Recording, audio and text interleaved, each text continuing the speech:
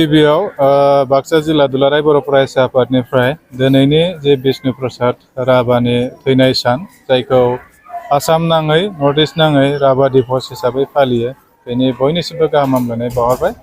दिनै बाक्सा जिल्ला दुलाराय बर' फरायसा आफादाबो मिरु दुलाराय बर' फरायसा आफादनि बिथोन बायदियै नबस्थि दखरा दुलाराय बर' फरायसा आफादनि हेफाजाबजों नैबे बि.आर. ब्रह्म गोजौ फरायसालियाव जोङो सानसेनि हाबाफारि लानानै बे राभा दिवसखौ फालिनाय जादों आरो दुलाराय बर' फरायसा आफादनिफ्राय जे मोनसे थांखि लानानै बेखौ फालिनाय जादों बे आसाम नाङैनो गुबुन गुबुन जिल्लाफोराबो फालिदों। दा बेवहाय कलागुरु बिष्णु प्रसाद राभा बेखौ जोङो एसे मिथिनानै लानो थाखाय आरो फरायसाफोरखौ मिथिहोनो थाखाय फालिनाय जादों। जोंखौ जोङो माब्लाबा ओरैनो बावनानैल' दोननाय जायो, नाथाय बेखौ जों एसे गुवार लेभेलाव फालिनाय जादों। मानो होनबा बिष्णु प्रसाद राभाया बर' माहारिनिनो सासे सुबुंमोन आरो ट्राइबेल माहारिनि थाखाय बिथाङा एखेबारे गावनि जिउ जोबजासे खामानि मावलांदों। गावनि जे मोनसे आखा फाखा फरायनायनिफ्राय लानानै हारिमुनिफ्राय लानानै माने आखिनायनिफ्राय लानानै राजखान्थि बिथिंनिफ्राय लानानै गासैथिंबो बिथाङा आखा फाखामोन। दा बेखौ जोङो दिनैनि समाव मिथिनांगोन। जोङो बबेबा मोनसेयाव मात्र मोनसे बिथिङावल' पारफेक्ट जायोब्ला माने जायालासिनो गुबुन गुबुन बिथिङावबो खामानि मावनो हायो। बे बिष्णु प्रसाद राभानि मोनसे बिदिन्थि। मानो होनबा बिष्णु प्रसाद राभाया गोबां राव जोङो मिथिनाय बायदिब्ला 18टा रावखौ गाव रायज्लायनोबो रोङो, मेथाइबो खननो हायो। बे मोनसे बिनि गुनमोन।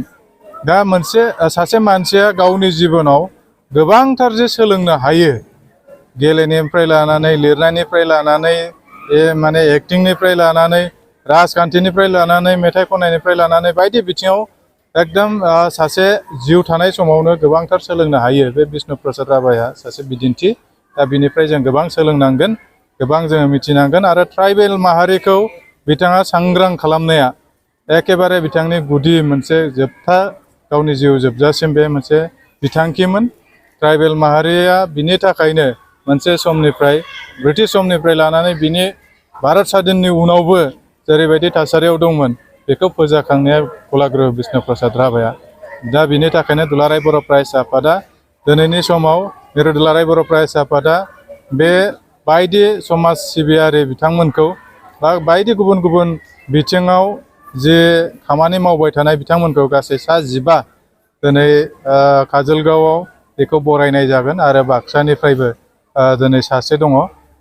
जोंनि मिरु दुलाराय बर' फरायसा आफादनि बारग' गाहाय नेहाथारि राजेन खाख्लारि बिथांखौ मान बावनो थाखाय बिथांमोना हांख्रायदों। दा बे मोनफा मोनफा बिदिन्थि। समाजनि थाखाय जोङो बयबो खामानि मावनांगोन, अब्लासो जोङो समाजाव माने सांग्रां जानानै थागोन आरो दावगानो हागोन। आरो कलागुरुनिफ्राय जों बेखौ कलागुरु बिष्णु प्रसादनिफ्राय जों बेखौ सोलोंनांगोन। दा बेनि थाखायनो बयनिसिमबो कलागुरु बिष्णु प्रसाद राभानि फिन खेबसे साबायखर बावनानै राभा दिवसनि साबायखर बावनानै बेखिनियाव दोनथ'बाय। गोजोन्थों। गोजोनथाव खौरां। क'क्राझार सहरनि जेडिर'जों नांजाबनाय गोजोनपुरि रयेल एनफिल्ड श'रुमनि गोजौआव थानाय सेन्ट्रेल भारत सेबक समाजजों गनायथि होजानाय आइ.आफा BM इनस्टिट्युट अफ पेरामेडिक्सआ नोंथांमोननो लानानै फैदों देहा जोथोन लाखिनायनि माखासे आयदा।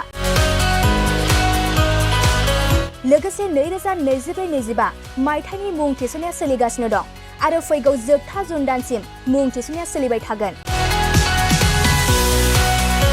12 एबा HS नि उथ्रिसारनाय बिजाथि एबा फरायसाफोरा बे पेरामेडिक्सआव गावारि सोलोंथाइखौ लानो हागोन।